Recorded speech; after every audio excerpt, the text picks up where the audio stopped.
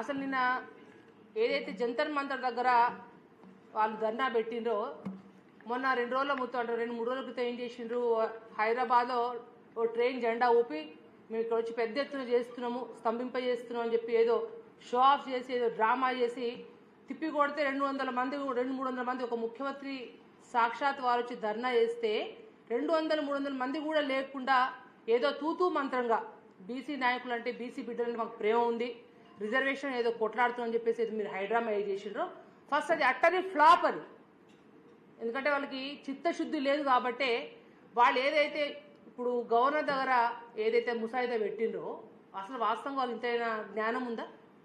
ఇంతకుముందే BRS party కానీ మిగతా బీజేపీ పార్టీ వాళ్ళు అందరూ కూడా అసెంబ్లీలో తీర్మానం పెట్టిన తర్వాత మీరు రాష్ట్రపతి ఆధీనంలో ఉన్న తర్వాత మళ్ళీ మీరు ఆర్డినెన్స్ తీసుకోవడంలోనే మీ దొంగతనం మీ లంగతనం అక్కడే కనబడతా ఉంది. మీరు ఇప్పుడు గవర్నర్కి ఆర్డినెన్స్ మళ్ళీ పంపించారు కాబట్టే రాష్ట్రపతి ఆధీనంలో పెండింగ్లో పడ్డది. మీరు నిజంగా చిత్తశుద్ధి ఉంటే రేవంత్ రెడ్డి గారు మీ పార్టీ ఏం చేయాలి? రాష్ట్రపతి దగ్గర వారు ఎటువంటి నిర్ణయం తీసుకోవట్లేరు, రాష్ట్రంలో బీసీ బిడ్డలందరూ భగ్గుమంటా ఉన్నారు అని సుప్రీంకోర్టు పోవాల్సింది మీరు ఎక్కడా పోకుండా ఇక్కడ డ్రామాలు చేసుకుంటూ చాలా తమాషా ఆడుతూ ఉన్నారు.